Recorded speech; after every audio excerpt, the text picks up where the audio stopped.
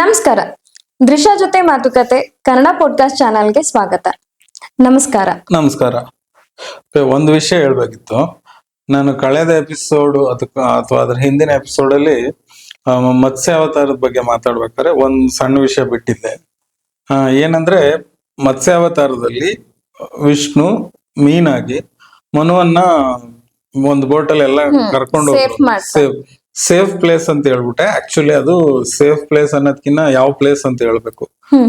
ಏನಂದ್ರೆ ಅದು ಆಕ್ಚುಲಿ ಹಿಮಾಲಯ, ಪ್ರಪಂಚದಲ್ಲೇ ಅತಿ ಎತ್ತರದ ಪ್ರದೇಶ.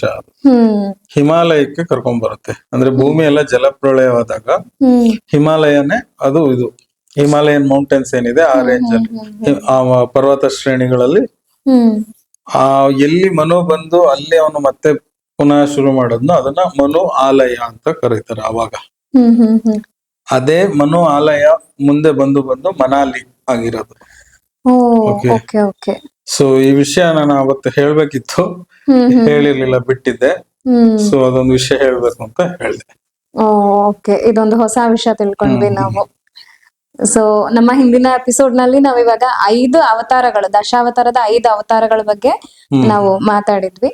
ಮುಂದಿನ ಅವತಾರ ಪರಶುರಾಮರ ಅವತಾರ, ಅದ್ರ ಬಗ್ಗೆ ಇವತ್ತು ಮಾತಾಡೋಣ. ಓಕೆ, ಪರಶುರಾಮ 6ನೇ ಅವತಾರ ದಶಾವತಾರದ ಪಟ್ಟಿಯಲ್ಲಿ. ಇದು ದ್ವಾಪರ ಯುಗದಲ್ಲೇ, ತ್ರೇತಾಯುಗದಲ್ಲೇ ಆಗೋದು. ತ್ರೇತಾಯುಗದ ಶುರುವಿನಲ್ಲಿ, ಶುರು ಅಂತಲ್ಲ, ಆಕ್ಚುಲಿ ಬಂದು ವಾಮನ ಅವತಾರನು ತ್ರೇತಾಯುಗದ ಶುರುಲಾಗೋದು. ಇದು ಈ ವಿಷಯ ಹೇಳಿಲ್ಲ. ಪ್ರತಿ ಯುಗದಲ್ಲಿ ನಾವು ಈ ಕೆಲವೊಂದು ಎಪಿಸೋಡ್, ತುಂಬಾ ಹಿಂದೆ ಒಂದು ಎಪಿಸೋಡ್ ಅಲ್ಲಿ ಹೇಳಿದ್ದೆ, ಯುಗಗಳ ಹೆಸರು ಹೇಳ್ಬೇಕಾದ್ರೆ ಸತ್ಯುಗದಲ್ಲಿ 4 ಅವತಾರ ಆಯ್ತು. ಈ ದಶಾವತಾರದ ಅವತಾರಗಳು ಯಾವುದು? ಮತ್ಸ್ಯ, ಕೂರ್ಮ, ನರಸಿಂಹ ಮತ್ತೆ ವರಾಹ. ವಾಮನ, ಪರಶುರಾಮ ಮತ್ತೆ ರಾಮ ಇದು ತ್ರೇತಾಯುಗದಲ್ಲಿ. ಸೊ ಅಲ್ಲಿ 3 ಅವತಾರ ಆಗುತ್ತೆ. ದ್ವಾಪರ ಯುಗದಲ್ಲಿ 2 ಅವತಾರ ಆಗುತ್ತೆ. ಕಲಿಯುಗದಲ್ಲಿ ಒಂದ್ ಅವತಾರ ಆಗುತ್ತೆ. ಬಟ್ ಅದು ಒಂದ್ ಸ್ವಲ್ಪ ಇದಿದೆ. ದ್ವಾಪರದಲ್ಲಿ 2 ಆಗಿಲ್ಲ. ಆಕ್ಚುಲಿ ಕೃಷ್ಣ ಹೋದ ನಂತರನೇ ಅದು ಕಲಿಯುಗ ಸ್ಟಾರ್ಟ್ ಆಯ್ತು ಅಂತ ಹೇಳ್ತಾರೆ. ಬಟ್ ಇದು ಒಂದು ಇದೆ. ಸೊ ಹಂಗಾಗಿ ಇದು ಒಂದ್ ಬಿಲೀಫ್ ಇದೆ. ಸೊ ಪರಶುರಾಮರ ಅವತಾರ ತ್ರೇತಾಯುಗದಲ್ಲಿ ಆಗಿದ್ದು. ಇನ್ನೊಂದು ಟೈಮ್ ಲೈನ್ ಅಲ್ಲಿ ಏನ್ ಹೇಳ್ಬೇಕು ಅಂದ್ರೆ, ಕೃಷ್ಣ ಅವತಾರಕ್ಕೂ ಬರೀ ಒಂದು ಯುಗದ ಇದಿಲ್ಲ, ಮಹಾಯುಗಗಳ ಡಿಫ್ರೆನ್ಸ್ ಇದೆ. ಸೊ ಏನಂದ್ರೆ ಕೃಷ್ಣಾವತಾರ ಈ ನಮ್ಮ ಮಹಾಯುಗದಲ್ಲಿ 28ನೇ ಮಹಾಯುಗದಲ್ಲಿ ಆಗಿರೋದು. ಮಹಾಯುಗದ ದ್ವಾಪರದಲ್ಲಿ 24ನೇ ಮಹಾಯುಗದ ತ್ರೇತಾಯುಗದಲ್ಲಿ ರಾಮನ ಅವತಾರ ಆಗಿರೋದು. ಹಾಗೇನೆ ಐ ಥಿಂಕ್ 19ನೇ ಮಹಾಯುಗದಲ್ಲಿ ಪರಶುರಾಮರಾಗಿರೋದು. ಅಂದ್ರೆ 19ನೇ ಮಹಾಯುಗದ ತ್ರೇತಾಯುಗದಲ್ಲಿ. ಸೊ ಇದು ಒಂದು ಹೇಳ್ತಾರೆ. ಇದೇನಕ್ಕೆ ಹೇಳಿದೆ ಅಂದ್ರೆ ಅದು ಕನ್ಫ್ಯೂಸ್ ಆಗ್ಬಾರ್ದು, ಅವ್ರಿಬ್ರಿಗೂ ಗ್ಯಾಪ್ ಇತ್ತು, ಟೈಮ್ ಲೈನು ಕನ್ಫ್ಯೂಸ್ ಆಗುತ್ತೆ ಅಂತ. ಓಕೆ, ಈಗ ಪರಶುರಾಮರ ವಿಷಯಕ್ಕೆ ಬಂದ್ರೆ,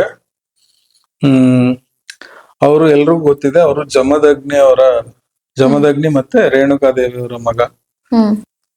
ಏನಂದ್ರೆ ಜಮದಗ್ನಿ ಸ್ವಲ್ಪ ಕೋಪಿಷ್ಟ. ಒಂದು ಸರಿ ಅಲ್ಲಿ ಈ ಸ್ಟೋರಿಯಲ್ಲಿ, ಪರಶುರಾಮ ಸ್ಟೋರಿಯಲ್ಲಿ ಪರಶುರಾಮ್ರ ಬಗ್ಗೆ ಎಷ್ಟು ಹೇಳ್ಬೇಕು ಅಷ್ಟೇ ಈ ಸ್ಟೋರಿ ವಿಲನ್ ಬಗ್ಗೆನೂ ಹೇಳ್ಬೇಕು. ಅವನ ಹೆಸರು ಬಂದು ಕಾರ್ತವೀರ್ಯಾರ್ಜುನ ಅಂತ. ಒಂದು ಈ ಭರತ ವಂಶದಲ್ಲೇ ಅವ್ರದೇ ಒಂದು ಇನ್ನೊಂದು ಡಿವಿಷನ್, ಇನ್ನೊಂದು ವಂಶ ಬರುತ್ತೆ, ಹೈಹಯರು ಅಂತ. ಹೈಹಯ ವಂಶದ ರಾಜ ಇವನು ಕಾರ್ತವೀರ್ಯಾರ್ಜುನ. ಇವನೇನ್ ಮಾಡ್ತಾನೆ, ದತ್ತಾತ್ರೇಯರನ್ನ ರಾಜನಾಗಕ್ ಮುಂಚೆ, ಅಂದ್ರೆ ದತ್ತಾತ್ರೇಯರನ್ನ ತುಂಬಾ ವರ್ಷಗಳ ಕಾಲ ತಪಸ್ ಮಾಡಿ ಅವ್ರನ್ನ ಒಲಿಸ್ಕೊಂಡು ಅವರಿಂದ ಹಲವಾರು ವರಗಳನ್ನ ಪಡ್ಕೊಂಡಿರ್ತಾನೆ. ಅವನೇನಂದ್ರೆ 1000 ಕೈಗಳಿರ್ಬೇಕು ಅಂತ, 1000 ಕೈಗಳಿರ್ಬೇಕು, ಯಾರಿಂದನೂ ಸೋಲ್ಬಾರ್ದು, ಈ ತರ ಹಲವಾರು ಇದು. ತುಂಬಾ ಶಕ್ತಿಶಾಲಿ ಆಗಿರ್ತಾನೆ. ಆದ್ರೆ ಒಳ್ಳೆಯ ರಾಜ, ತುಂಬಾ ಧರ್ಮಿಷ್ಠ, ಒಳ್ಳೆಯ ರಾಜನೇ ಅವನು. ಸೊ ಹೀಗೆಲ್ಲ ಪಡ್ಕೊಂಡು ಧರ್ಮ ಸ್ಥಾಪನೆಗೋಸ್ಕರನೇ ಇವನು ಈ ವರದಾನ ಯೂಸ್ ಮಾಡ್ತಾನೆ ಅಂತ ದತ್ತಾತ್ರೇಯರು ಅವನ್ಗೆ ಈ ವರ ಎಲ್ಲ ಕೊಟ್ಟಿರ್ತಾರೆ. ಹ್ಮ್ ಅವನು ಚೆನ್ನಾಗೇ ಇರ್ತಾನೆ, ಹ್ಮ್ ತುಂಬಾ ವರ್ಷ ಬದುಕಿರ್ತಾನೆ. ಹ್ಮ್ ಅವನು ಕೂಡ ಈ ವರದಾನಗಳ ಬಲದಿಂದ ತುಂಬಾ ಪರಾಕ್ರಮಿ. ಏನ್ ಹೇಳುತ್ತೆ ಅಂದ್ರೆ, ಆ ಟೈಮಲ್ಲಿ ರಾವಣನು ಇರ್ತಾನೆ. ಹ್ಮ್ ಹ್ಮ್ ಹ್ಮ್ ಹ್ಮ್ ಒಂದು ಸರಿ ಇವನು ಮತ್ತೆ ರಾವಣನ ನರ್ಮದಾ ನದಿಯಲ್ಲಿ ಜಲಕ್ರೀಡೆ ಆಡಕ್ ಹೋದಾಗ, ಇವನ್ ಸಹಸ್ರ ಬಾಹು ಅರ್ಜುನ ಅಂತ, ಅಂದ್ರೆ 10,000 ಕೈಗಳಿರುತ್ತಲ್ಲ, ಕಾರ್ತಿವೀರ್ಯ ಅರ್ಜುನ, ಇವನು ಅಲ್ಲಿ ಜಲಕ್ರೀಡೆ ಆಡ್ತಿರ್ತಾನೆ. ಹ್ಮ್ ಆ ಒಂದೇನೋ ಒಂದು ವಿಷಯಕ್ಕೆ, ಅಂದ್ರೆ ಇಬ್ರು ಅಲ್ಲೇ ಹೋದಾಗ ಜಗಳ ಆಗಿ ರಾವಣ ಮತ್ತೆ ಇವ್ ಮಧ್ಯೆ ಯುದ್ಧ ಆಗತ್ತೆ. ಹ್ಮ್ ಅಲ್ಲಿ ಇವನು 1000 ಕೈಗಳಿಂದ ರಾವಣನ ಬಂಧಿಸಿ ಹ್ಮ್ ಅವನ ರಾಜ್ಯ ತಗೊಂಡೋಗಿ ಅವನ ರಾಜ್ಯದಲ್ಲಿ, ಅವನ ಅರಮನೆಯಲ್ಲಿ ಒಂಥರ ಬೋನ್ ಒಳಗೆ ಹಾಕಿ ಇಟ್ಕೊಂಡಿದ್ನಂತೆ ರಾವಣನ. ಸೊ ಈ ಸಹಸ್ರ ವೀರಾರ್ಜುನ ಅಷ್ಟು ಶಕ್ತಿವಂತ. ಹ್ಮ್ ಹ್ಮ್ ಹ್ಮ್ ಹ್ಮ್ ಕಾಲಕ್ರಮೇಣ ಅವನು ಒಂದ್ ಸ್ವಲ್ಪ ಅಧರ್ಮಿ ಆಗ್ಬಿಡ್ತಾನೆ. ಅಷ್ಟೊಂದು ಶಕ್ತಿ ಎಲ್ಲ ಇದ್ದ ಕಾರಣ. ಶಕ್ತಿ ಎಲ್ಲ ಬಂದ ಕಾರಣ. ಇನ್ನೊಂದ್ ಕೆಲವು ಕಥೆಯಲ್ಲಿ ಯಾವಾಗ ಆಕ್ಚುಲಿ ರಾವಣನ ಆಮೇಲೆ ಅವ್ರ ತಾತ ಪುಲಸ್ತ್ಯರು ಬಂದು ಬಿಡಿಸ್ತಾರೆ, ಇವನನ್ನ ಕೇಳ್ಕೊಂಡು ಬಿಡು ಅಂತ ಹೇಳಿ. ಯಾವಾಗ ರಾವಣನ ಬಂಧಿಸಿದ್ನೋ, ರಾವಣ ಅವನ ಮನ್ಸನ್ನ ಚೇಂಜ್ ಮಾಡ್ಬಿಟ್ಟ ಅಧರ್ಮದ ಕಡೆಗೆ ಅಂತಾನು ಒಂದ್ ಕಥೆಗಳಲ್ಲಿ ಹೇಳ್ತಾರೆ. ಸೊ ಈ ಸಹಸ್ರ ವೀರಾರ್ಜುನ ಒಮ್ಮೆ ಹೀಗೆ ಕಾರ್ತಿವೀರ್ಯಾರ್ಜುನ, ಸಹಸ್ರ ಬಾಹು ಅರ್ಜುನ ಅಥವಾ ಸಹಸ್ರಾರ್ಜುನ, ಹಲವಾರು ಹೆಸರುಗಳಿದೆ. ಸೊ ನಾನು ಕಾರ್ತಿವೀರ್ಯಾರ್ಜುನ ಅನ್ಕೊಂಡು ಹೋಗ್ತೀನಿ. ಕಾರ್ತಿವೀರ್ಯಾರ್ಜುನ ಒಂದ್ಸರಿ ಹೀಗೆ ಬೇಟಾಡಕ್ ಬಂದಾಗ, ಈ ಜಮದಗ್ನಿ ಅವರ ಪರಶುರಾಮರ ತಂದೆ ಇರ್ತಾರಲ್ಲ, ಅವರ ಇದಕ್ ಬರ್ತಾನೆ. ಬಂದಾಗ ಇವ್ರ ಹತ್ರ ಒಂದ್ ಕಾಮಧೇನು ಇರುತ್ತೆ, ಏನ್ ಕೇಳಿದ್ರು ಕೊಡೋ ಅಂತದ್ದು. ಇವನ್ ತುಂಬಾ ಜನ ಕರ್ಕೊಂಡ್ ಬಂದಿರ್ತಾರೆ. ಯಾರು? ಇವ್ನ್ ಕಾರ್ತಿವೀರ್ಯಾರ್ಜುನ. ಬಂದವ್ರಿಗೆಲ್ರಿಗೂ ಇವ್ರು ಸತ್ಕಾರ ಮಾಡ್ತಾರೆ, ಯಾಕೆಂದ್ರೆ ಕಾಮಧೇನು ಏನ್ ಕೇಳಿದ್ರು ಕೊಡುತ್ತೆ. ಸೊ ಅವ್ರು ಸತ್ಕಾರ ಮಾಡಿದ್ ನೋಡಿ, ಇದು ಹೇಗಾಯ್ತು ಈ ಆಶ್ರಮದಲ್ಲಿ ಕಾಡಿನ ಮಧ್ಯ ಅಂತ ಅವನು ಎಲ್ಲ ನೋಡಿದಾಗ ಇಲ್ಲಿ ಕಾಮಧೇನು ಇರೋದು ಗೊತ್ತಾಗುತ್ತೆ. ಅವನು ಅದನ್ನ ಕದ್ಕೊಂಡು ಹೋಗ್ಬಿಡ್ತಾನೆ. ಅಂದ್ರೆ ನಾನೇ ರಾಜ ಅಂತ ಹೇಳಿ ಜಮದಗ್ನಿಯವ್ರು ಎಷ್ಟು ಕೇಳಿದ್ರು ಒಪ್ಪಲ್ಲ, ತಗೊಂಡು ಹೋಗ್ಬಿಡ್ತಾನೆ. ಅವಾಗ ಪರಶುರಾಮರು, ಸೊ ಇದು ಒಂದು ಸ್ಟೋರಿ, ಇಲ್ಲಿವರೆಗೆ ನಿಲ್ಸೋಣ. ಯಾಕೆಂತಂದ್ರೆ ಇದು ಈ ಕಡೆ ಈಗ ನಾವು ಪರಶುರಾಮರ ಬಗ್ಗೆ ಹೇಳ್ಕೊಂಡ್ ಬರ್ಬೇಕು. ಸೊ ಜಮದಗ್ನಿ ಅವರಲ್ಲಿ ಪರಶುರಾಮರು 5ನೇ ಮಗ. ಅವ್ರಿಗೆ ಮುಂಚೆ 4ನೇ ಮಗ. ಕೆಲವು ಕಡೆ 4 ಅಂತಿದೆ, ಕೆಲವು ಕಡೆ 5 ಅಂತಿದೆ. ಅವ್ರಿಗೆ ಮುಂಚೆ ಕೆಲವ್ರು ಮಕ್ಳಿರ್ತಾರೆ, 3 ಜನ ಅಥವಾ 4 ಜನ. ಪರಶುರಾಮರು ಹುಟ್ಟಿದ್ಮೇಲೆ ಅವ್ರಿಗೆ ಜಮದಗ್ನಿ ಅವರು ವಿದ್ಯೆ ಎಲ್ಲ ಕಲಿಸ್ತಾರೆ. ವೇದಗಳ ಪಾಠ ಇರ್ಬೋದು, ಏನೇನ್ ಕಲಿಸ್ಬೋದು, ಅದ್ರ ಜೊತೆಗೆ ಧನುರ್ವಿದ್ಯೆ ಅದನ್ನು ಕಲಿಸ್ತಾರೆ. ಮತ್ತೆ ಅವರು ಭೃಗು ವಂಶಸ್ಥರು, ಅಂದ್ರೆ ಭೃಗು ಮುನಿಯ ವಂಶದಲ್ಲೇ ಬರೋರು. ಸೊ ಭೃಗು ಮುನಿಗಳ ಹತ್ರನು ಹೋಗಿ, ಅವರು ಭೃಗು ಮುನಿ ಇನ್ನೊಂದು ಮನ್ವಂತರದಲ್ಲಿ ಅವರು ಸಪ್ತ ಋಷಿ, ಅವ್ರ ಹತ್ರನು ಹೋಗಿ ಕಲಿತಾರೆ ಪರಶುರಾಮರು. ನಂತರ ಶಿವನಲ್ಲಿ ಧನುರ್ವಿದ್ಯೆ ಕಲಿತಾರೆ, ಅಂದ್ರೆ ಶಿವನ ಕುರಿತು ತಪಸ್ ಮಾಡ್ತಾರೆ. ನಮ್ಮಲ್ಲಿ ಒಂದು ನಂಬಿಕೆ ಇದೆ, ಏನಂದ್ರೆ ಧನುರ್ವಿದ್ಯೆಯನ್ನ ಕಂಡು ಹಿಡಿದಿದ್ದೆ ಶಿವ ಅಂತ. ಸೊ ಸ್ವತಃ ಶಿವನಿಂದಲೇ ಧನುರ್ವಿದ್ಯೆಯನ್ನು ಕಲಿತಾರೆ ಪರಶುರಾಮರು. ಅವಾಗ ಬರೀ ಹೆಸರು ರಾಮ ಅಂತಿತ್ತು, ಬಟ್ ನಾವು ಕತೆ ಹೇಳುವಾಗ ಪರಶುರಾಮರು ಅಂತ ಹೇಳ್ತೀವಿ. ಸೊ ಶಿವನಿಂದ ಧನುರ್ವಿದ್ಯೆಯನ್ನು ಕಲಿತು ಆ ತಪಸ್ಸು ಮಾಡಿದ್ರ ಫಲವಾಗಿ ಶಿವ ಅವರಿಗೆ ಪರಶುವನ್ನ ಅವಾಗ ಕೊಡ್ತಾರೆ. ಶಿವ ಕೊಡೋದು ಪರಶು, ಅವಾಗಿಂದ ಅವ್ರಿಗೆ ಪರಶುರಾಮ ಅಂತ ಹೆಸರು ಬರುತ್ತೆ.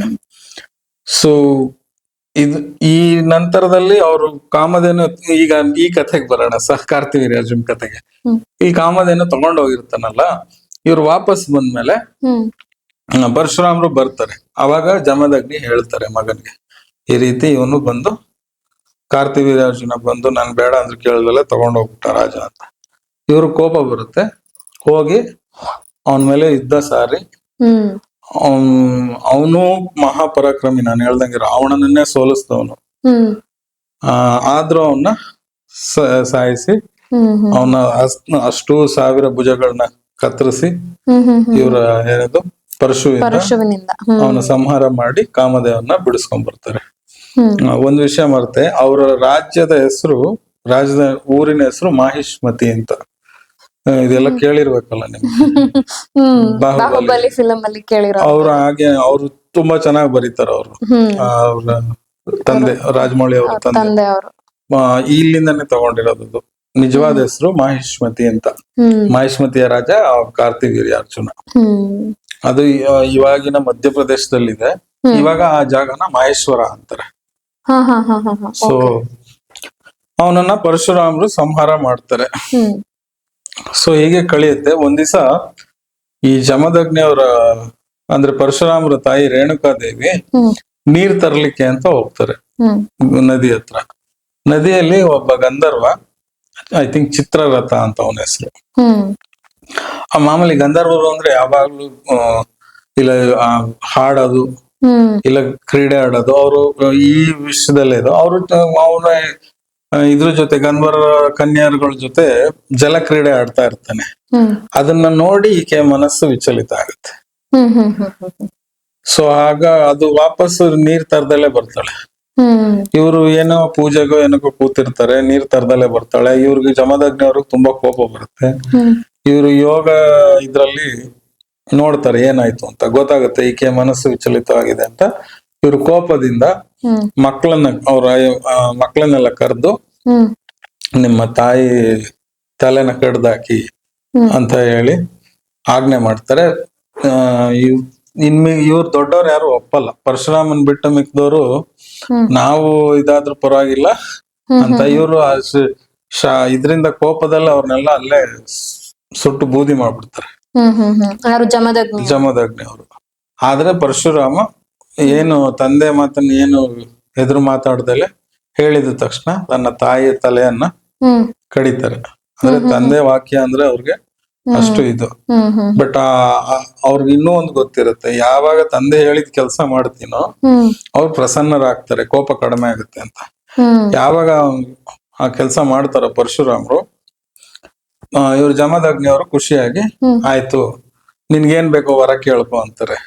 ಅವಾಗ ಇಮಿಡಿಯೇಟ್ ಆಗಿ ನನ್ನ ತಾಯಿ ಮತ್ತೆ ಅಣ್ಣಂದ್ರನ್ನ ಬದುಕಿಸಿ ಅಂತ ಕೇಳ್ಕೊಂಡು ವಾಪಸ್ ಬದುಕಿಸ್ಕೊಂತಾರೆ ಹ್ಮ್ ಹ್ಮ್ ಪರಶುರಾಮರು. ನಂತರದಲ್ಲಿ ಏನಾಗುತ್ತೆ,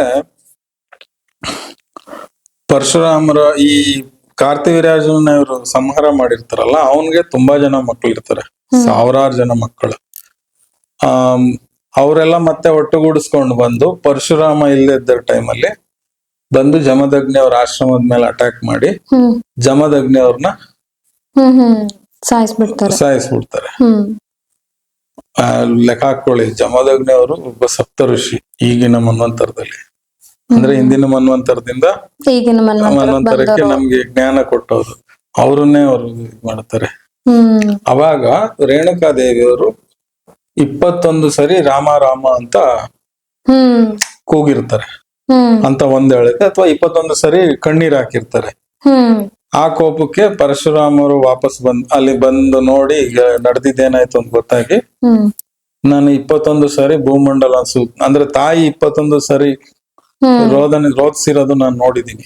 ಹ್ಮ್ ಹಾಗಾಗಿ ನಾನು 21 ಸರಿ ಭೂಮಿಯನ್ನ ಸುತ್ತಿ ಅಧರ್ಮಿ ಕ್ಷತ್ರಿಯರು ಅಥವಾ ಅಧರ್ಮ ರಾಜರು ಅಂತ ಅನ್ಬೇಕು. ಕ್ಷತ್ರಿಯರಷ್ಟೇ ಅಲ್ಲ, ಯಾರೇ ಆಡಳಿತ ಮಾಡ್ತಿದ್ರಾಗ್ಲಿ ಅಧರ್ಮಿಗಳಾಗಿದ್ರೆ ಅವ್ರನ್ನೆಲ್ಲ ಇದ್ ಮಾಡಿ ಪಣ ತೊಟ್ಟು ಅವರು ಎಲ್ಲಾ ಧರ್ಮ ಕ್ಷತ್ರಿಯರುಗಳನ್ನೆಲ್ಲ ಸಂಹಾರ ಮಾಡ್ತಾರೆ. ಸೊ ಇದು ಬ್ರೀಫ್ ಆಗಿ ಪರಶುರಾಮರ ಕ್ಷತ್ರಿಯರು ಅನ್ನೋದಕ್ಕಿಂತ ರಾಜ ಆಡಳಿತದಲ್ಲಿದ್ದ ರಾಜರುಗಳು ಯೂಶಲಿ ಕ್ಷತ್ರಿಯರೇ ಆಡಳಿತ ಮಾಡ್ತಾ ಇದ್ದಿದ್ದು. ಅದೊಂದ್ ಸ್ವಲ್ಪ ಇದಾಗ್ಬಿಟ್ಟಿದೆ. ಕ್ಷತ್ರಿಯರು ಅಂದ ತಕ್ಷಣ ಅವ್ರು ಬೇರೆ ಕೆಟಗರಿ ಕಾಸ್ಟ್ ಅಂತ ಅವಾಗ ಆಗಲ್ಲ.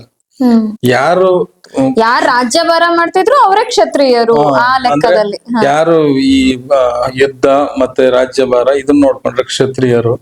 ವೇದ ಮತ್ತೆ ಇದು ಎಲ್ಲ ಮಾಡಿದ್ರೆ ವೇದ ಅಥವಾ ಗುರುಕುಲ ಏನಾದ್ರು ಪೂಜೆ ಎಲ್ಲ ಮಾಡೋರೆಲ್ಲ ಬ್ರಾಹ್ಮಣ. ಅವ್ರು ಹುಟ್ಟದಾಗ ಯಾವ್ದೇ ಇದ್ರಲ್ಲಿ ಹುಟ್ಟಿರ್ಬೋದು, ಅವ್ರ ತಂದೆ ಕ್ಷತ್ರಿಯರೇ ಆಗಿರ್ಬೋದು. ನಂತರದಲ್ಲಿ ಅವ್ರು ವೇದ ಪಾಠಕ್ ಬಂದ್ರೆ ಅವ್ರು ಬ್ರಾಹ್ಮಣ. ಹುಟ್ಟದಾಗ ಬ್ರಾಹ್ಮಣ ಆಗಿದ್ರು, ನಂತರ ಈಗ ಇವರು ಹುಟ್ಟದಾಗ ಬ್ರಾಹ್ಮಣ, ನಂತರ ಮಹಾ ಕ್ಷತ್ರಿಯಂತರ ಎಲ್ಲರನ್ನು ಸಾಯಿಸ್ಕೊಂಡು ಬಂದಿದ್ದಾರೆ ಪರಶುರಾಮರು. ಹುಟ್ಟಿದ್ದು ಬ್ರಾಹ್ಮಣ. ಸೊ ಹೀಗೆ ಈ ಕ್ಷತ್ರಿಯ ಅಂದ ತಕ್ಷಣ ಈಗಿನ ನಮ್ಮ ಮೈಂಡ್ ಸೆಟ್ ಈ ಜಾತಿ ಬೇರೆ ಬೇರೆ ಅಂತ ಬರುತ್ತೆ. ಹಾಗಲ್ಲ, ಅದು ಕರ್ಮಕ್ಕೆ ಸಂಬಂಧ, ನಾವೇನ್ ಕೆಲಸ ಮಾಡ್ತಿದೀವಿ ಅನ್ನೋದಕ್ಕೆ ಸಂಬಂಧಪಟ್ಟಿದ್ದು. ಸೊ ಎಲ್ಲಾ ಕ್ಷತ್ರಿಯರನ್ನು ಇದ್ ಮಾಡ್ತಾರೆ. ಇದು ಇದು ಪರಶುರಾಮರ ಕತೆ. ಎಲ್ಲಾ ಅಧರ್ಮ ಕ್ಷತ್ರಿಯರನ್ನ ಸಂಹಾರ ಮಾಡಿ ಹ್ಮ್ ಒಂದು ಭೂಮಿಯಲ್ಲಿ ಅಧರ್ಮವನ್ನ ಒಂದು ಕ್ಲೆನ್ಸಿಂಗ್ ಅಂತ ಹೇಳ್ಬೋದು, ಹ್ಮ್ ತಕ್ಕ ಮಟ್ಟಿಗೆ ನಾಶ ಮಾಡ್ತಾರೆ. ಹ್ಮ್ ಈಗ ನೀವ್ ಹೇಳಿದ್ರಿ ಯಾರು ಪರಶುರಾಮರು ಹ್ಮ್. ಹುಟ್ಟುತ್ತಾ ಬ್ರಾಹ್ಮಣ, ಆಮೇಲೆ ಅವರು ಕ್ಷತ್ರಿಯರಾಗಿ ಎಲ್ಲರ ಅಧರ್ಮಿ ರಾಜರನ್ನ ಹಾ ಸಾಯಿಸ್ತಾರೆ ಅಂತ ಹೇಳಿದ್ರಿ. ಇವ್ರಿಗೆ ಪರ್ಟಿಕ್ಯುಲರ್ ಪರಶುರಾಮರ ಕತೆ ಬಂದಾಗ ಇದಕ್ಕೆ ಇನ್ನೊಂದು ಬ್ಯಾಕ್ ಸ್ಟೋರಿ ಇದೆ, ಹ್ಮ್ ಹ್ಮ್ ಹ್ಮ್ ಹ್ಮ್ ಹೇಳ್ತೀನಿ. ಈ ಜಮದಗ್ನಿ ಅವರ ತಂದೆ ಬಂದು ಭೃಗು ವಂಶದಲ್ಲಿ ರುಚಿಕ ಅಂತ ಅವರು ಒಬ್ಬ ಋಷಿ. ಹ್ಮ್ ಹೀಗೆ ಇರ್ತಾರೆ. ಅವ್ರಿಗೆ ಒಂದು ದಿವಸ ಇದ್ದಕ್ಕಿದ್ದಾಗೆ ಅನ್ಸುತ್ತೆ ಹ್ಮ್ ನಾನು ಮದುವೆ ಆಗ್ಬೇಕು ಅಂತ. ಅಂದ್ರೆ ಒಂದು ರಾಜ ಇರ್ತಾನೆ, ಗಾಧಿ ರಾಜ ಅಂತ. ಗಾಧಿ ಅವನ ಹೆಸರು. ಹ್ಮ್ ಕಾಶಿ ಅಥವಾ ಕುಶಿಕ ಅಂತ ಅವರು ರಾಜ್ಯ. ಹ್ಮ್ ಆ ರಾಜ್ಯದ ರಾಜ.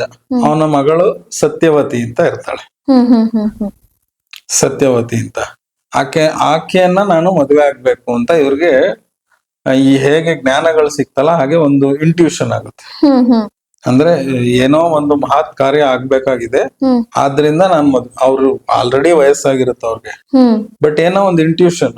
ಹ್ಮ್ ಅವರು ಸಂಸಾರ ಸುಖಕ್ಕೋಸ್ಕರ ಮದ್ವೆ ಆಗ್ತಾ ಇಲ್ಲ, ಹ್ಮ್ ಹ್ಮ್ ಅದಕ್ಕೋಸ್ಕರ ಅವ್ರು ಅನ್ಕೊಳ್ಳಲ್ಲ ನಾನು ಮದ್ವೆ ಆಗ್ಬೇಕು ಅಂತ. ಅವ್ರಿಗೆ ಏನೋ ಒಂದು ಪ್ರೇರಣೆ ಆಗುತ್ತೆ. ಹ್ಮ್ ಹಾಗಾಗಿ ಏನೋ ಒಂದು ಮಹತ್ತರವಾದಂತ ಘಟನೆ ನಡಿಬೇಕಿರುತ್ತೆ, ಹಾಗಾಗಿ ಅದಕ್ಕೆ ಇದು ಕಾರಣ ಆಗುತ್ತೆ. ನಾನು ಆಕೆನ ಮದ್ವೆ ಆಗ್ಬೇಕು ಅಂತ ಅನ್ಸುತ್ತೆ. ಹೋಗಿ ಆ ರಾಜನ ಹತ್ರ ಕೇಳ್ತಾರೆ, ಗಾದಿ ರಾಜನ ಹತ್ರ, ನಿನ್ನ ಮಗಳನ್ನ ನಾನು ಮದ್ವೆ ಆಗ್ತೀನಿ ಅಂತ. ಆ ರಾಜಂಗೆ ಒಂದ್ ಸ್ವಲ್ಪ ಅವ್ನ ಒಬ್ಳೆ ಮಗಳು, ಹ್ಮ್ ಇವ್ರಿಗೆ ಆಲ್ರೆಡಿ ತುಂಬಾ ವಯಸ್ಸಾಗಿದೆ. ಹ್ಮ್ ಅವನೊಂದ್ ಸ್ವಲ್ಪ ಹಿಂದೆ ಮುಂದೆ ನೋಡ್ತಾನೆ ಕೊಡೋದಂತ. ಬಟ್ ಇವರು ತುಂಬಾ ಮಹಾನ್ ಋಷಿಗಳು, ಹ್ಮ್ ಆ ಇಲ್ಲ ಅಂತ ಹೇಳಕ್ ಆಗಲ್ಲ. ಹ್ಮ್ ಅದಕ್ಕೆ ರಾಜ ಏನ್ ಮಾಡ್ತಾನೆ, ಒಂದು ಅಸಾಧ್ಯವಾದ ಕಂಡೀಷನ್ ಇಡ್ತಾನೆ. ಹ್ಮ್ ಏನಂದ್ರೆ ನನಗೆ 1000 ಕುದುರೆಗಳು ಬೇಕು, ಹ್ಮ್ ಅದರಲ್ಲಿ ಎಲ್ಲ ಬಿಳಿ ಕುದುರೆ, ಶ್ವೇತ ಕುದುರೆಗಳು, ಹ್ಮ್ ಬಟ್ ಎಲ್ಲಾದ್ರ ಕಿವಿಗ್ ಮಾತ್ರ ಕಪ್ಪಗಿರ್ಬೇಕು ಅಂತ ಹ್ಮ್ ಹ್ಮ್ ಹ್ಮ್ ಹ್ಮ್ ಅಂತ ಹೇಳಿ, ಅದು ಎಲ್ಲಿ ಸಿಗೋದು ಕಷ್ಟ. ಹ್ಮ್ ಇದು ಒಂದಲ್ಲ 1,000. 1,000 ಹ್ಮ್ ಒಂದ್ ಸಿಗದೆ ಕಷ್ಟ. ಅವನು 1,000 ಹೇಳಿರ್ತಾನೆ. ಹ್ಮ್ ಬಟ್ ಇವ್ರು ಮಹಾನ್ ತಪಸ್ವಿಗಳು, ಆಯ್ತು ಅಂತ ಒಪ್ಕೊಂತಾರೆ. ಹ್ಮ್ ಇವರು ವರುಣನ ಆರಾಧಿಸ್ತಾರೆ, ಅಂದ್ರೆ ವರುಣನ ಇದ್ ಮಾಡ್ಕೊಂತಾರೆ, ಆವಾಹನೆ ಮಾಡಿ ವರುಣನ್ನ ಕೇಳ್ತಾರೆ. ಹ್ಮ್ ವರುಣ ಆ ತರ ಕುದುರೆಗಳನ್ನ ಸೃಷ್ಟಿಸಿ ಕೊಡ್ತಾನೆ, ಅಥವಾ ಎಲ್ಲೆಲ್ಲಿದೆ ಭೂಮಿಯಲ್ಲಿ ಹುಡುಕಿನೋ ಸೃಷ್ಟಿ ಮಾಡಿನೋ ಅವನ ಅರೇಂಜ್ ಮಾಡ್ಕೊಡ್ತಾನೆ. ಹ್ಮ್ ವರುಣ ದೇವ ಹ್ಮ್ ಅರೇಂಜ್ ಮಾಡ್ಕೊಡ್ತಾನೆ. ಕೊಟ್ಟಾಗ ಅವನು ಕೊಟ್ಟಿರೋ ಮಾತಿಗೆ ರಾಜ ತಪ್ಪಲ್ಲ, ಹ್ಮ್ ಅವ್ರಿಗೆ ಮದುವೆ ಮಾಡಿ ಕೊಡ್ತಾನೆ ಮಗಳನ್ನ. ಹ್ಮ್ ಬಟ್ ಆದ್ರೆ ಮದುವೆ ಆಗಿ ಒಂದ್ ಸ್ವಲ್ಪ ಹೊತ್ತಾದ್ಮೇಲೆ ರಾಜ ಇವರು ಋಷಿಗಳ ಹತ್ರ, ರುಚಿಕ ಋಷಿ ಹತ್ರ ಕೇಳ್ತಾನೆ, ಈಗ ನನ್ನ ಮಗಳನ್ನ ನಿಮಗ್ ಕೊಟ್ವಿ, ಅವ್ರು ಇವಾಗ ನೀವು ಋಷಿ ಆಶ್ರಮದಲ್ಲಿ ಇರ್ತೀರಾ, ಹ್ಮ್ ನನ್ನ ರಾಜ್ಯನ್ನ ಮುಂದುವರ್ಸಕ್ಕೆ ಯಾವ್ದು ಸಂತಾನ ಇಲ್ಲ, ಹ್ಮ್ ಹ್ಮ್ ಹ್ಮ್ ಇದಕ್ ನೀವೇನಾರು ಒಂದು ದಾರಿ ಮಾಡ್ಬೇಕು ಅಂತ.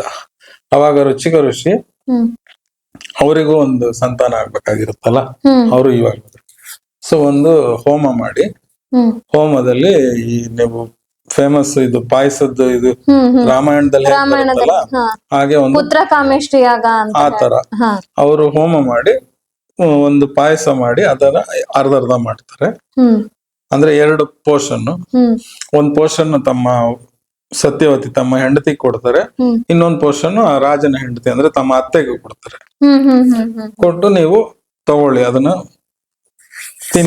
ಸೇವಿಸಿ ಅಂತ. ಅದು ಅವ್ರೇನ್ ಮಾಡ್ತಾರೆ, ಆಕೆ ಅತ್ತೆ ಇರ್ತಾಳಲ್ಲ, ಋಷಿ ಏನ್ ಹೇಳ್ತಾರೆ ಅದನ್ನ ಕೇಳೋದ್ ಬಿಟ್ಬಿಟ್ಟು ಅವಳೇನೋ ಯೋಚನೆ ಮಾಡ್ತಾಳೆ. ಹ್ಮ್ ಹ್ಮ್ ಸ್ವಂತ ಪುತ್ರನ್ಗೆ ತುಂಬಾ ಹೆಚ್ಚಿನ ಜ್ಞಾನ, ಹ್ಮ್ ಅಂದ್ರೆ ಎಲ್ಲ ಇದಿರ್ಬೋದು, ಹ್ಮ್ ನಮ್ಮ ಪುತ್ರನ್ಗೆ ಏನ್ ಅಷ್ಟು ಕೊಟ್ಟಿಲ್ವೇನೋ ಅಂತ ಅನ್ಬಿಟ್ಟು ಮಗಳನ್ನ ಅವಳು ಕನ್ವಿನ್ಸ್ ಮಾಡ್ತಾಳೆ ಎಕ್ಸ್ಚೇಂಜ್ ಮಾಡ್ಕೊಳಕ್ಕೆ. ಹಾ ಹಾ ಹಾ ಹಾ ಹಾ ಓಕೆ ಓಕೆ ಓಕೆ ಎಕ್ಸ್ಚೇಂಜ್ ಆಗ್ಬಿಡುತ್ತದು. ಹ್ಮ್ ಅವ್ರು ಎಕ್ಸ್ಚೇಂಜ್ ಮಾಡ್ಕೊಂಡು ಕನ್ಸ್ಯೂಮ್ ಮಾಡ್ತಾರೆ. ಹ್ಮ್ ಆ ನಂತರ ಈ ರುಚಿಕ ಋಷಿಗೆ ಅದು ಗೊತ್ತಾಗುತ್ತೆ, ಹೇಳ್ತಾಳ ಅವ್ರ ಹೆಂಡತಿ, ಹಿಂಗೆ ನಾವ್ ಎಕ್ಸ್ಚೇಂಜ್ ಮಾಡ್ಕೊಂಡ್ವಿ ಅಂತ. ಹ್ಮ್ ಹೇಳ್ತಾನೆ, ನೀವ್ ತಪ್ಪು ಮಾಡಿದ್ರಿ, ಹ್ಮ್ ನಾನು ಒಂದು ಪಾತ್ರೆಯಲ್ಲಿ, ಹ್ಮ್ ಯಾಕೆಂದ್ರೆ ಅವನು ರಾಜನಾಗ್ಬೇಕು, ಯಾರು ರಾಜನ ಮಗ, ಹ್ಮ್ ಅವರ ಅತ್ತೆಯ ಮಗ, ಹಾ ಹೌದು ಹೌದು, ಅದ್ರಲ್ಲಿ ಕ್ಷತ್ರಿಯ ಗುಣಗಳನ್ನ ತುಂಬಿದ್ದೆ. ಹ್ಮ್ ಒಂದು ಇದ್ರಲ್ಲಿ ಹ್ಮ್ ಚೆರು ಅಂತಾರೆ, ಅಂದ್ರೆ ಮಾಮೂಲಿ ಅನ್ನ ಮತ್ತೆ ಅನ್ನದ ಪಾಯಸ ವಾಟ್ ಎವರ್ ಹ್ಮ್ ಅದ್ರಲ್ಲಿ ತುಂಬಿದೆ. ಇನ್ನೊಂದ್ರಲ್ಲಿ ನಾನು ಬ್ರಹ್ಮ ಗುಣಗಳನ್ನ ತುಂಬಿದ್ದೆ. ಹ್ಮ್ ನೀವು ಅದನ್ನ ಎಕ್ಸ್ಚೇಂಜ್ ಮಾಡ್ಬಿಟ್ರೆ ಇವಾಗ ಅದು ಅದೇ ರೀತಿ ಆ ತರ ಮಕ್ಕಳೇ ಹುಟ್ಟುತ್ತಾರೆ, ಹ್ಮ್ ಇದೇನು ಮಾಡಕ್ಕಾಗಲ್ಲ ಹ್ಮ್ ಹ್ಮ್ ಹ್ಮ್ ಹ್ಮ್ ಹ್ಮ್ ಅಂತ ಅನ್ಬಿಟ್ಟು ಇದ್ ಮಾಡ ಅಂದ್ರೆ ಇವರಲ್ಲಿ ಕ್ಷತ್ರಿಯ ಗುಣಗಳು ಉಳ್ಳ ಮಗ ಹುಟ್ಟಿ ಅವರಲ್ಲಿ ಬ್ರಾಹ್ಮಣ ಗುಣ ಉಳ್ಳ ಮಗವನ್ನ ಹುಟ್ಟಿ. ಸೊ ಇವ್ರು ಎಕ್ಸ್ಚೇಂಜ್ ಮಾಡ್ಕೊಂಡ್ಬಿಟ್ಟಿದಾರಲ್ಲ, ಹ್ಮ್ ಅದು ಆ ರೀತಿ ಆಗತ್ತೆ ಅಂತ ಹೇಳ್ತಾರೆ. ಹ್ಮ್ ಅವಾಗ ಅವ್ರ ಹೆಂಡತಿ ಸತ್ಯವತಿ ಇದ್ದವಳು, ಇವಾಗ ನೋಡಿ ನಮಗೆ ಒಬ್ಬನೇ ಮಗ ಹುಟ್ಟದು, ಯಾಕಂದ್ರೆ ಪಾಯಸ ಕನ್ಸ್ಯೂಮ್ ಮಾಡಿದೀನಿ, ಮಾಡಿದಾಗ ಒಬ್ಬ ಮಗ, ಅವನು ಆಶ್ರಮ ನೋಡ್ಕೋಬೇಕು, ಹ್ಮ್ ಅವನು ಕ್ಷತ್ರಿಯನಾಗ್ಬಿಟ್ರೆ ನಮ್ಮ ಸಂತತಿ ಮುಂದುವರಿಯಲ್ಲ. ಅಂದ್ರೆ ನಮ್ಮ ಆಶ್ರಮದ ಏನು ನಾವೇನ್ ಬ್ರಾಹ್ಮಣ ಹ್ಮ್ ಇದಿದೆ ಅದು ಮುಂದುವರಿಯಲ್ಲ. ಇದು ನನ್ನ ಮೊಮ್ಮಕ್ಳಿಗಾಗ್ಲಿ ಅಂದ್ರೆ ಅವನ ಮಗಂಗಾಗ್ಲಿ ಅಂತ ಹ್ಮ್ ಕೇಳ್ಕೊತಾಳೆ, ಅವರು ಒಪ್ಕೋತಾರೆ. ಹ್ಮ್ ಹ್ಮ್ ಹ್ಮ್ ಹ್ಮ್ ಹ್ಮ್ ಸೊ ಹಾಗಾಗಿ ರುಚಿಕರ ಮಗ ಜಮದಗ್ನಿ, ಅವ್ರಿಗೆ ಅದಿದ್ ಬರಲ್ಲ, ಜಮದಗ್ನಿ ಆ ಗುಣಗಳು ಅವ್ರಲ್ಲಿ ಬರಲ್ಲ, ಕ್ಷತ್ರಿಯ ಗುಣ ಬರಲ್ಲ, ಅದು ಪಾಸನಾಗಿ ಪರಶುರಾಮರಿಗೆ ಬರುತ್ತೆ. ಓ ಓಕೆ ಓಕೆ ಓಕೆ ಗೊತ್ತಾಯ್ತು. ಆಯ್ತಾ? ಹಾ ಹಾ ಹಾ ಅವ್ರು ಕೇಳ್ಕೊಂತಾಳಲ್ಲ ಮೊಮ್ಮಕ್ಳಿಗೆ ಬರ್ಲಿ ಅಂತ, ಹ್ಮ್ ಅವ್ರ ಅಣ್ಣಂದ್ರಿಗೂ ಬರಲ್ಲ, ಹ್ಮ್ ಪರಶುರಾಮರಿಗೆ. ಸೊ ಇದು ಬ್ರಹ್ಮನಿಗೆ ಅಂದ್ರೆ ವಿಷ್ಣುವಿಗೆ ಹ್ಮ್ ಈ ಅವತಾರದ ಬರಕ್ಕೆ ಇದು ಒಂದು ಇದು ಪರಶುರಾಮರೇ ಏನಕ್ಕೆ ಇದಾಯ್ತು ಅಂದ್ರೆ, ಒಬ್ಬ ಕ್ಷತ್ರಿಯನೂ ಬೇಕಿತ್ತು, ಒಬ್ಬ ವೇದಗಳು ಗೊತ್ತಿರೋನು ಬೇಕಿತ್ತು, ಗೊತ್ತಿರೋನು ಬೇಕಿತ್ತು. ಎರಡೂ ಅಂಶಗಳಿದ್ದವನ್ ಬೇಕಿದ್ರಿಂದ ಅವನಲ್ಲಿ ಯಾವಾಗ ಇವರು ತಾಯಿಯ ರೋದನೆ ನೋಡಿ ಇದ್ ಮಾಡ್ತಾರಲ್ಲ, ಹ್ಮ್ ಪ್ರತಿಜ್ಞೆ ಮಾಡ್ತಾರಲ್ಲ, ಅವಾಗ ವಿಷ್ಣುವಿನ ಅಂಶ ಪರಶುರಾಮಲ್ಲಿ ಆವೇಶ ಆಗುತ್ತೆ. ಹ್ಮ್ ಆವೇಶ ಆಗಿ ಇದು ಹಾಗಾಗಿ ಪರಶುರಾಮರು ಒಂಥರ. ಆಮೇಲೆ ಇದ್ರಲ್ಲಿ ಇನ್ನೊಂದು, ಈ ರಾಜ ಇರ್ತಾನಲ್ಲ, ಹ್ಮ್ ಆ ರಾಜನಿಗೂ ಒಬ್ಬ ಮಗ ಹುಡ್ತಾನೆ, ಅವನ್ ಬ್ರಾಹ್ಮಣ ಗುಣಗಳಿರೋನು. ಹ್ಮ್ ಯಾರು ಈ ರುಚಿಕರ ಹಾ ಹಾ ಮಾವ, ಹಾ ಹಾ ಅವ್ರು ಬಂದು ಕೌಶಿಕ ಅಂತ ಹೆಸರು. ಹ್ಮ್ ಅವನು ರಾಜನಾಗಿ ಹುಟ್ಟುತ್ತಾನೆ, ರಾಜನಾದಾಗ ಅವನು ಕೌಶಿಕ ಅಂತ ಹೆಸರು. ಹ್ಮ್ ಮುಂದೆ ಎಲ್ಲ ಬೆಳೆದು ಅವನು ಕೂಡ ಮಹಾನ್ ಋಷಿ ಆಗ್ತಾನೆ, ಬ್ರಹ್ಮ ಋಷಿ ಆಗ್ತಾನೆ. ಅವರೇ ವಿಶ್ವಾಮಿತ್ರರು. ಓ ಓಕೆ ಓಕೆ ಓಕೆ. ಹುಟ್ಟಿದಾಗ ಅವ್ರಿಗೆ ಕೌಶಿಕ ಅಂತ ಹೆಸರು, ಯಾಕಂದ್ರೆ ಕುಶಿಕ ರಾಜನ ಮಗ ಅಂತ. ಹಾ ಅದೇ ಇವರ ರುಚಿಕನ ಹೆಂಡತಿ ತಮ್ಮ, ಹಾ ರುಚಿಕ ಋಷಿಯ ಹೆಂಡತಿ ತಮ್ಮ. ಹ್ಮ್ ಸೊ ಇದು ವಿಶ್ವಾಮಿತ್ರರಿಗೂ ಮತ್ತೆ ಪರಶುರಾಮರಿಗೂ ಇರೋ ಒಂದು ಕನೆಕ್ಷನ್. ಹ್ಮ್ ಸೊ ವಿಶ್ವಾಮಿತ್ರ ಅವರು ನಂತರದಲ್ಲಿ ಅವ್ರದ್ದು ಕತೆ ಇನ್ನೊಂದ್ಸರಿ ತಗೊಳ್ಳೋಣ, ಅದು ಸಪರೇಟ್ ಇದೆ. ಆ ಕೌಶಿಕನೇ ರಾಜ ಆಗಿ ನಂತರ ಮುಂದೆ ಅವ್ರ ಲೈಫ್ ಬದಲಾಗ್ತಾ ಆಗ್ತಾ ಒಬ್ಬ ಮಹಾನ್ ಬ್ರಹ್ಮ ಋಷಿಯಾಗಿ ಸಪ್ತರ್ಷಿಗಳಲ್ಲಿ ಒಬ್ಬರಾಗಿ ಹ್ಮ್ ನಮ್ಗೆ ಗಾಯತ್ರಿ ಮಂತ್ರವನ್ನ ಕೊಟ್ಟರು ವಿಶ್ವಾಮಿತ್ರರು. ಸೊ ಇದು ಪರಶುರಾಮರು ಬ್ರಾಹ್ಮಣನಾಗಿ ಹುಟ್ಟಿದ್ರು, ಮಹಾಕ್ಷತ್ರಿಯನಾಗಿ ಅಧರ್ಮವನ್ನ ನಾಶ ಮಾಡಿದ್ದ ಕತೆ. ಪರಶುರಾಮರ ಉಲ್ಲೇಖ ನಮ್ಗೆ ತ್ರೇತಾಯುಗದಲ್ಲೂ ಇದೆ, ಮತ್ತೆ ದ್ವಾಪರ ಯುಗದಲ್ಲೂ ಇದೆ, ಮತ್ತೆ ಕಲಿಯುಗದಲ್ಲೂ ಅವರು ಹೌದು. ಪರಶುರಾಮರ ಇದೇನಂದ್ರೆ ಯಾಕೆಂದ್ರೆ ಅವರು ಚಿರಂಜೀವಿಯಲ್ಲಿ ಒಬ್ರು ಅಂತ, ಹೌದು, ಸಪ್ತ ಚಿರಂಜೀವಿಗಳಲ್ಲಿ ಒಬ್ರು ಇದ್ದಾರೆ, ಅವ್ರ ಹೆಸರು ಬರುತ್ತೆ. ಇದ್ರ ಬಗ್ಗೆ ಮಾತಾಡಿದೀವಿ ಮುಂಚೆ, ಹೌದು. ಆದ್ರೂ ಹೇಳ್ಬಿಡ್ತೀನಿ. ಪರಶುರಾಮರ ಉಲ್ಲೇಖ ರಾಮಾಯಣದಲ್ಲೂ ಬರುತ್ತೆ, ಅಂದ್ರೆ ರಾಮನ ಕಾಲದಲ್ಲೂ ಬರುತ್ತೆ.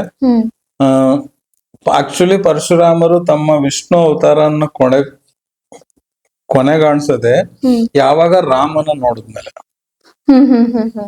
ಅಂದ್ರೆ ರಾಮ ಯಾವಾಗ ಸೀತಾ ಇದು ಆಗುತ್ತಲ್ಲ, ಸ್ವಯಂ ಸೀತಾ ಸ್ವಯಂವರದಲ್ಲಿ ಶಿವಧನಸ್ಸನ್ನ ಮುರಿತಾರೋ ಅವಾಗ ಪರಶುರಾಮರಿಗೆ ಗೊತ್ತಾಗುತ್ತೆ.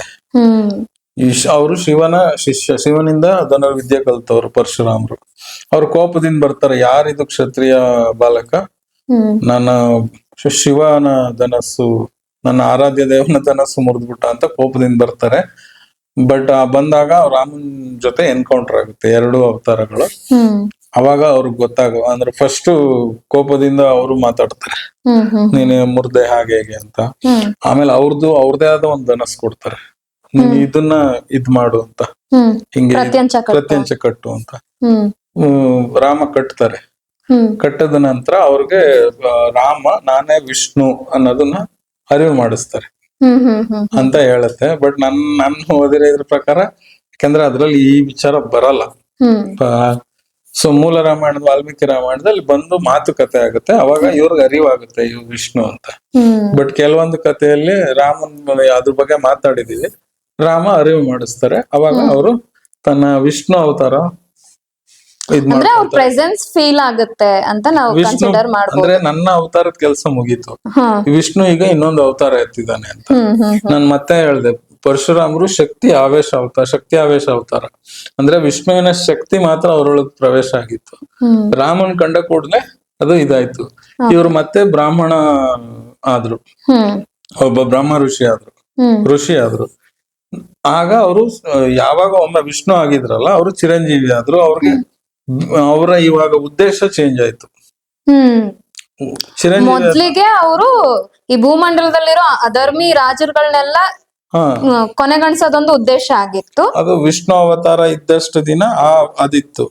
ಯಾವ ವಿಷ್ಣು ಅವತಾರ ಮುಗೀತೋ ಅವ್ರು ಮತ್ತೆ ಋಷಿ ಆದ್ರು, ಅವಾಗ ಪರಶುರಾಮರು ಅವರ ಉದ್ದೇಶವನ್ನ ಚೇಂಜ್ ಬದಲಾಯಿಸ್ಕೊಂತಾರೆ. ಸೊ ಇದು ರಾಮಾಯಣದಲ್ಲಿ ಅವ್ರದ್ದು ಇದು ಬರುತ್ತೆ ಉಲ್ಲೇಖ. ಮಹಾಭಾರತದಲ್ಲಿ ತುಂಬಾ ಉಲ್ಲೇಖ ಬರುತ್ತೆ ಅವ್ರದ್ದು. ಉದಾಹರಣೆಗೆ ಭೀಷ್ಮನಿಗೆ ಅವರೇ ಗುರು. ಭೀಷ್ಮನಿಗೆ ಧನುರ್ವಿದ್ಯೆ ಎಲ್ಲ ಹೇಳ್ಕೊಡ್ತಾರೆ. ನಂತರ ದ್ರೋಣರಿಗೂ ಕೂಡ, ದ್ರೋಣರ್ಗೆ ಆಕ್ಚುಲಿ ಅವ್ರ ಗುರು, ಬಟ್ ಅವ್ರ ಧನುರ್ವಿದ್ಯೆ ಹೇಳ್ಕೊಟ್ಟಿಲ್ಲ. ದ್ರೋಣರು ಎಲ್ಲ ಭರದ್ವಾಜರಿಂದಾನೇ ಕಲ್ತಿರ್ತಾರೆ. ಬಟ್ ಏನಂದ್ರೆ ದ್ರೋಣರು ಅವ್ರ ಹತ್ರ ಏನು ಇರಲ್ಲ, ತುಂಬಾ ಬಡತನ. ಅವರು ಈ ಇಡೀ ಭೂಮಂಡಲವನ್ನ ಗೆದ್ದಿರ್ತಾರಲ್ಲ ಪರಶುರಾಮರು, ನನ್ಗೂ ಏನಾದ್ರು ಜಾಗ ಕೊಡಿ ಸ್ವಲ್ಪ ಅಂತ ಕೇಳಕ್ ಹೋಗ್ತಾರೆ, ದಾನ ಕೇಳಕ್ಕೆ. ಬಟ್ ಅಷ್ಟೊತ್ತಿಗೆ ಆಗ್ಲೇ ಎಲ್ಲವನ್ನು ಕೊಟ್ಬಿಟ್ಟಿರ್ತಾರೆ, ಪರಶುರಾಮರು ಕೊಟ್ಬಿಟ್ಟಿರ್ತಾರೆ. ಅವ್ರ ಹತ್ರ ಏನು ಇರಲ್ಲ. ಅಂದ್ರೆ ಕೆಲವು ಕಥೆಗಳಲ್ಲಿ ಅಷ್ಟನ್ನು ಕಶ್ಯಪ ಋಷಿಗೆ ಕೊಟ್ಬಿಟ್ರು ಅಂತ ಹೇಳ್ತಾರೆ. ಕೆಲವು ಕಥೆಗಳಲ್ಲಿ ಅವ್ರು ಬೇರೆ ಬೇರೆ ಬ್ರಾಹ್ಮಣರಿಗೆ, ಅವ್ರಿಗೆ ಇವ್ರಿಗೆ ಎಲ್ಲ ಕೊಟ್ಟು ಹೊಸ ಕ್ಷತ್ರಿಯರ ರಾಜರುಗಳನ್ನ ಅವರು ಇದ್ ಮಾಡಿದ್ರು ಅಂತ, ನೇಮಕ ಮಾಡಿದ್ರು ಅಂತ. ಅಂದ್ರೆ ಹೊಸದಾಗಿ ಇದನ್ನ ರೆಡಿ ಮಾಡಿದ್ರು ಅಂತ, ಅಂದ್ರೆ ರೆವಲ್ಯೂಷನ್ ಕ್ರಿಯೇಟ್ ಮಾಡಿದ್ರು ಅಂತ ಹೇಳ್ಬಹುದು. ಸೊ 2 ತರ ಕಥೆ ಇದೆ. ಬಟ್ ಅಷ್ಟೊತ್ತಿಗೆ ಎಲ್ಲ ಕೊಟ್ಬಿಟ್ಟಿರ್ತಾರೆ. ಅವಾಗ ದ್ರೋಣರು ನೋಡಪ್ಪ, ನನ್ನ ಹತ್ರ ಈಗ ಅಸ್ತ್ರ ವಿದ್ಯೆ ಇದೆ. ಶಸ್ತ್ರ ಅಂದ್ರೆ ಏನ್ ಗೊತ್ತಾ, ನಾವ್ ಏನು ಕೈಯಲ್ಲಿ ಇಟ್ಕೊಂತೀವಲ್ಲ, ವೆಪನ್, ಖಡ್ಗ ಇರ್ಬೋದು, ಕತ್ತಿ, ಗುರಾಣಿ, ಗದೆ, ಬಿಲ್ಲು ಬಾಣ, ಇದೆಲ್ಲ ಶಸ್ತ್ರ. ಅಸ್ತ್ರ ಅಂದ್ರೆ ದಿವ್ಯ ಅಸ್ತ್ರ, ಅದೆಲ್ಲ ಮಂತ್ರದಲ್ಲಿರೋದು. ಅದು ಗುರು ಆದವನು ಎಷ್ಟು ಜನಕ್ಕೆ ಬೇಕಾದ್ರೂ ಉಪದೇಶ ಮಾಡ್ಬೋದು. ಸೊ ಹಾಗಾಗಿ ದ್ರೋಣರು ಪರಶುರಾಮರಿಂದ ಅಸ್ತ್ರ ವಿದ್ಯೆಗಳನ್ನ ಕಲ್ತ್ಕೊಂತಾರೆ. ನಂತರದಲ್ಲಿ ಕರ್ಣನು ಅಲ್ಲೇ ಹೋಗೋದು. ಅದೇ ಕಾರಣಕ್ಕೆ, ಯಾಕೆಂದ್ರೆ ಕರ್ಣನು ಕೂಡ ತುಂಬಾ ಜನಕ್ಕೆ ಗೊತ್ತಿಲ್ಲ, ಅವನು ದ್ರೋಣರಲ್ಲೇ ಶಸ್ತ್ರ ಕಲಿತಾನೆ. ಇವರೆಲ್ಲಿ ಪಾಂಡವರು ಕೌರವರು ಕಲ್ತರು, ಅಲ್ಲೇ ಬಂದು ಕರ್ಣನು ಕಲಿತಾನೆ. ದ್ರೋಣರು ಮತ್ತೆ ಕೃಪಾಚಾರ್ಯರ ಹತ್ರ ಅಸ್ತ್ರ ವಿದ್ಯೆ ದ್ರೋಣರು ಅವನಿಗೆ ಹೇಳ್ಕೊಡಲ್ಲ. ಹಾಗಾಗಿ ಅವನು ಮತ್ತೆ ನಿಮ್ ಗುರುಗಳ ಹತ್ರ ಕಲ್ತ್ಕೋತೀನಿ ಅಂತ ಹೋಗಿ ಪರಶುರಾಮರ ಹತ್ರ ಕಲ್ತ್ಕೊಂಡು ಬರ್ತಾರೆ. ಇನ್ನು ಭೀಷ್ಮರ ವಿಷಯದಲ್ಲಿ ಇನ್ನೂ ತುಂಬಾ ಡೀಟೇಲ್ ಆಗಿದೆ. ನಾ ಬರೀ ಗುರು ಅಂತ ಹೇಳಿದೆ. ಅಂಬಿಕೆ, ಅಂಬಾಲಿಕೆ ಅಂತ 3 ಜನನ್ನ ಈ ತನ್ನ ತಮ್ಮನಿಗೆ ಮದುವೆ ಮಾಡಿಸ್ಬೇಕು ಅಂತ ಇಬ್ರಿರ್ತಾರೆ. ಶಂತನುಗೆ ಯಾವಾಗ ತಂದೆಗೆ ಮದುವೆ ಮಾಡಿಸ್ತಾನೆ ಸತ್ಯವತಿನ, ನಂತರ ಇಬ್ರು ಹುಡ್ತಾರೆ. ಅದ್ರಲ್ಲಿ ಒಬ್ಬ ಕಾಡಿಗೆ ಬೇಟೆಗೆ ಹೋದಾಗ ಸತ್ತೋಗ್ತಾನೆ ಅಣ್ಣ, ಇನ್ನೊಬ್ಬ ತಮ್ಮ ವಿಚಿತ್ರ ವೀರ್ಯ ಅಂತ ಇರ್ತಾನೆ. ಆಕೆಗೆ ನಾನೇ ಮದುವೆ ಮಾಡಿಸ್ತೀನಿ ಅಂತ ಸ್ವಯಂವರಕ್ಕೆ ಹೋಗಿ ಅವನಿಗೆ ಮದುವೆ ಮಾಡ್ಸಕ್ಕೆ ಭೀಷ್ಮರು ಹೋದಾಗ ಅಂಬಿಕೆ, ಅಂಬಾಲಿಕೆ ಅವ್ರ ಸ್ವಯಂವರಕ್ಕೆ ಇವ್ರು ಅವ್ರ 3 ಜನನ್ನ ಕರ್ಕೊಂಡ್ ಬರ್ತಾರೆ. ಅದ್ರಲ್ಲಿ ಇಬ್ರು ಒಪ್ಕೊಂತಾರೆ, ಒಬ್ಳು ಒಪ್ಕೊಳಲ್ಲ. ಐ ಥಿಂಕ್ ಅಂಬೆ ಅವಳದೇ ಅದು ಬೇರೆ ಮಹಾಭಾರತ ಸ್ಟೋರಿ ಬರುತ್ತೆ. ಅಲ್ಲ ಆಗ ಪ್ರಾಬ್ಲಮ್ ಇಂದ ಅವಳು ಒಂದ್ಸರಿ ಹೋಗಿ ಪರಶುರಾಮರನ್ನೇ ಕೇಳ್ತಾಳೆ. ಅವಾಗ ಪರಶುರಾಮರು ಆಯ್ತು ನಿನಗ್ ಮಾತ್ ಕೊಟ್ಟಿದ್ದೀನಿ ಅಂತ ಭೀಷ್ಮನೊಡನೆ ಯುದ್ಧ ಮಾಡ್ತಾರೆ. ಅಲ್ಲಿ ಪರಶುರಾಮರ ಉಲ್ಲೇಖ ತುಂಬಾ ಬರುತ್ತೆ. ಅಲ್ಲಿ ಭೀಷ್ಮರು ಸೋಲಿಸ್ತಾರೆ ಪರಶುರಾಮರನ್ನ. ಅಂದ್ರೆ ಪರಶುರಾಮ ಸೋಲಲ್ಲ, ಅದು ಬೇರೆ ಎಪಿಸೋಡ್. ಸೊ ಅಲ್ಲಿ ಒಂದು ಯುದ್ಧ ನಡೆಯುತ್ತೆ ಗುರು ಶಿಷ್ಯರ ನಡುವೆ, ಒಂದು ಭೀಷ್ಮರಿಗೂ ಮತ್ತೆ ಪರಶುರಾಮರಿಗೂ ಒಂದು ಯುದ್ಧ ನಡೆಯುತ್ತೆ. ಸೊ ಮಹಾಭಾರತದ ಕಾಲಘಟ್ಟ ಏನಿದೆ ಅಲ್ಲಿ ಪರಶುರಾಮರ ಉಲ್ಲೇಖ ತುಂಬಾ ಹೆಚ್ಚಾಗೇ ಇದೆ ಅಂತ ಇದೆ, ಇದೆ, ಹೇಳ್ಬೋದು. ತುಂಬಾ ಇನ್ನು ಕಲಿಯುಗಕ್ಕೆ ಬಂದ್ರೆ ಪರಶುರಾಮರ ಅದು ಕಲ್ಕಿ ಅವತಾರದಲ್ಲೂ ಅವ್ರ ಪ್ರೆಸೆನ್ಸ್ ಬರುತ್ತೆ. ಅದೇನು ಅಂತ ಮುಂದೆ ಕಲ್ಕಿ ಅವತಾರದಲ್ಲಿ ಡಿಸ್ಕಸ್ ನೋಡೋಣ, ಆವಾಗ ಹೇಳ್ತೀನಿ. ಅಂದ್ರೆ ಅವರು ಈಗ್ಲೂ ಕೂಡ ಇದ್ದಾರೆ, ಅವರು ಸಪ್ತ ಚಿರಂಜೀವಿಗಳಲ್ಲಿ ಒಬ್ರಾಗಿರೋ ಚಿರಂಜೀವಿ ಅಲ್ವಾ, ಈ ಮನ್ವಂತರ ಮುಗಿಯೋವರೆಗೂ ಅವ್ರು ಅವ್ರಿಗೆ ಇರ್ತಾರೆ. ಈ ಪರಶುರಾಮರ ಉಲ್ಲೇಖದ ಬಗ್ಗೆ ಹೇಳಿದ್ರಿ. ಇನ್ನು ಪರಶುರಾಮರ ಪೂಜೆ ಎಲ್ಲಿ ನಡೆಯುತ್ತೆ, ಅಥವಾ ಅವ್ರ ಪೂಜೆ ನಡೆಯುತ್ತಾ ಇಲ್ವಾ? ಒಂದು, ಅವರು ಚಿರಂಜೀವಿ ಆದ್ರಿಂದ ಇನ್ನೂ ಇದಾರೆ ಅನ್ನೋ ಕಾರಣಕ್ಕೆ ಅವ್ರ ಪೂಜೆ ಮಾಡ್ದಲೇ ಇರಬಹುದು. ಒಂದು. ಎರಡನೇದು, ಅವರು ಒಂದ್ ಸ್ವಲ್ಪ ಈ ವೈಲೆನ್ಸ್ ನ ಒಂದ್ ಸ್ವಲ್ಪ ಜಾಸ್ತಿ ಇದ್ ಮಾಡಿದ್ರಿಂದ, ಅಂದ್ರೆ 21 ಸರಿ ಅಧರ್ಮಿ ರಾಕ್ಷಸರನ್ನೆಲ್ಲ ತುಂಬಾ ವೈಲೆಂಟ್ ಇದು ಆಗಿ ಬಂದ್ಬಿಟ್ಟಿದೆ. ಪರಶುರಾಮರು ಅಂದ್ರೆ ಒಂದ್ ಸ್ವಲ್ಪ ವೈಲೆನ್ಸ್ ಅಂತ, ಹಾಗಾಗಿ ಅವ್ರ ಪೂಜೆ ಕಡಿಮೆ ಇರ್ಬೋದು. ಬಟ್ ಕೆಲವು ಕಡೆ ಅವರ ಏನದು ಇದನ್ ಕೇಳಿದೀನಿ ನಾನು, ದೇವಸ್ಥಾನಗಳಿದೆ ಅಂತ. ತುಂಬಾ ಜನಕ್ಕೆ ಗೊತ್ತಿಲ್ಲ, ನಮ್ಮ ನಂಜನಗೂಡು ಹತ್ರನೂ ಒಂದ್ ದೇವಸ್ಥಾನ ಇದೆ, ಪರಶುರಾಮರ ದೇವಸ್ಥಾನ ಇದೆ. ಅದಲ್ದಲೆ ಅವ್ರ ಹುಟ್ಟಿದ ಸ್ಥಳ ಅದೇ ಮಹೇಶ್ಮತಿ ಅಂತ ಹೇಳಿದ್ನಲ್ಲ, ಮಧ್ಯಪ್ರದೇಶ, ಅಲ್ಲಿಂದ ಒಂದ್ ಸ್ವಲ್ಪ ಏನೋ ಹೆಸರಿದೆ ಅದು, ಅಲ್ಲಿ ಕೂಡ ಹುಟ್ಟಿದ ಜಾಗದಲ್ಲೂ ಅಲ್ಲೂ ಒಂದು ದೇವಸ್ಥಾನ ಇದೆ. ತುಂಬಾ ಕಡೆ ಸೆಂಟ್ರಲ್ ಅವ್ರ ಆ ಸರೌಂಡಿಂಗ್ ಅಲ್ಲಿ ಅವರ ದೇವಸ್ಥಾನಗಳಿದೆ. ಪೂಜೆ ಅಂತ ಏನು ಇಲ್ಲ, ಬಟ್ ದೇವಸ್ಥಾನಗಳು ಇದೆ. ಇವತ್ತಿನ ಎಪಿಸೋಡ್ ನಾವು ಇಲ್ಲೇ ಮುಗಿಸ್ತಾ ಇದ್ವಿ.